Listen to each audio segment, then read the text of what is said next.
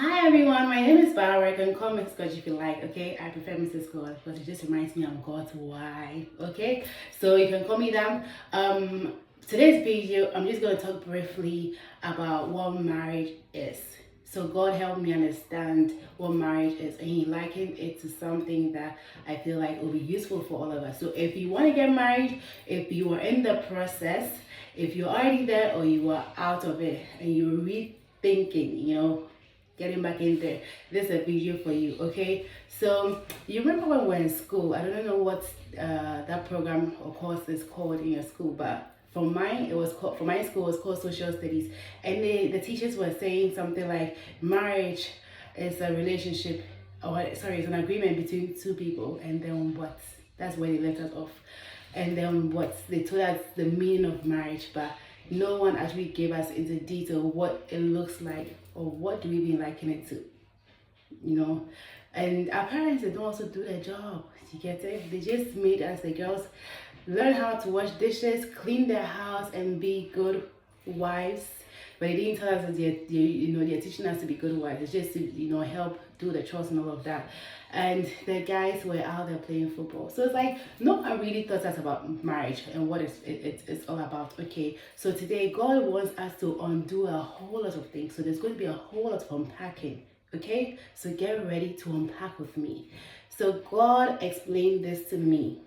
Okay, He said marriage is like a vehicle, and it's not any vehicle at all. It's an expensive vehicle. So it's not just an agreement between two people. Okay, it's an agreement between two people to hold on to a substance or an event or an item, whatever you can liken marriage to. And God today is using that vehicle as an example. It is something that the two of you have come together to hold on to. Okay? So me and my husband have come together to hold on to this from different angles. So it's not just him and I standing together and say, this is marriage. No. Marriage is something. Okay? And we call it an institution. Okay, but God, I'm sure, sees it to be something very different.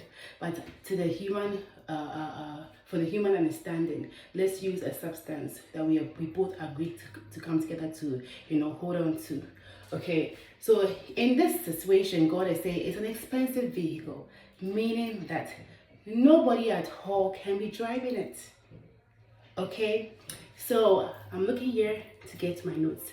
So the second thing here He said was that it's a vehicle and two people sit in front, and we do have back seaters, and the back seaters are not your family members, they are the children that are birthed from the marriage.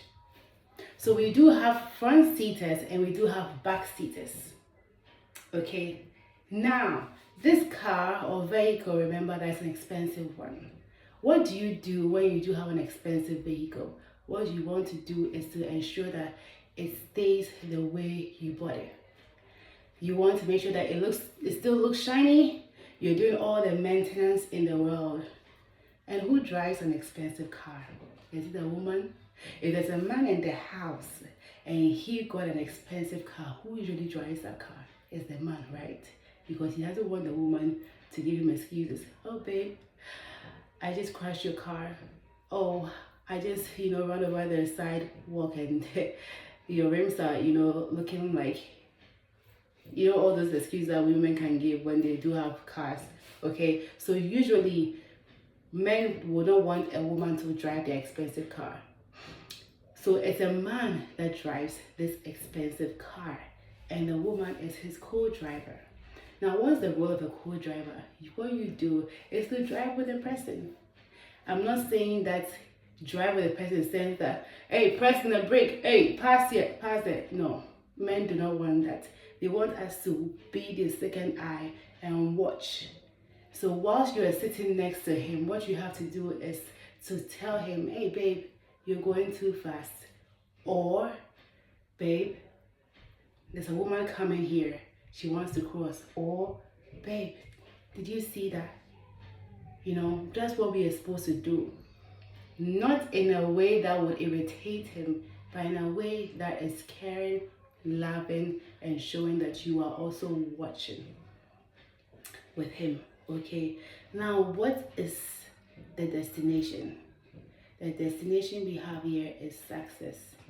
So when you pick up your car from home, you put your wife in the car with your kids, if you do have kids, your ultimate purpose, or what the reason why you all are in that car is because you're going somewhere, and that's the focus. You want to get to where we are going to. If you're going for a dinner, if you're going for sporting activities or whatever, the main focus is to get there. Okay, and that's what marriage should be. You, the man, have to drive the car. The woman sits next to you, both driving together. The kids at the back there, and you're focusing on where you're going.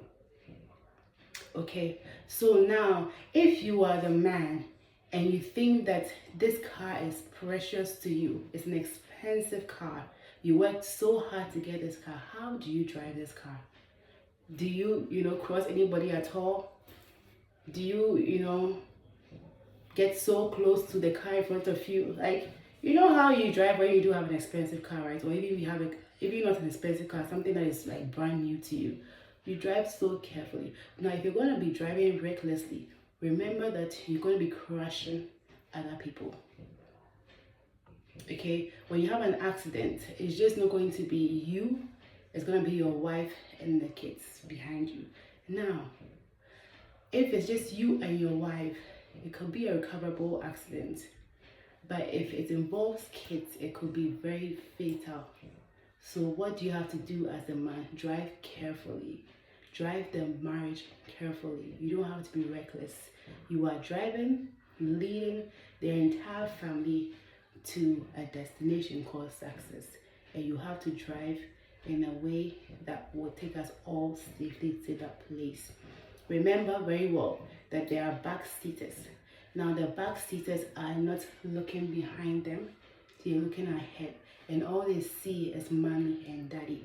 So whatever happens between the two of us, these critical observers see every single thing.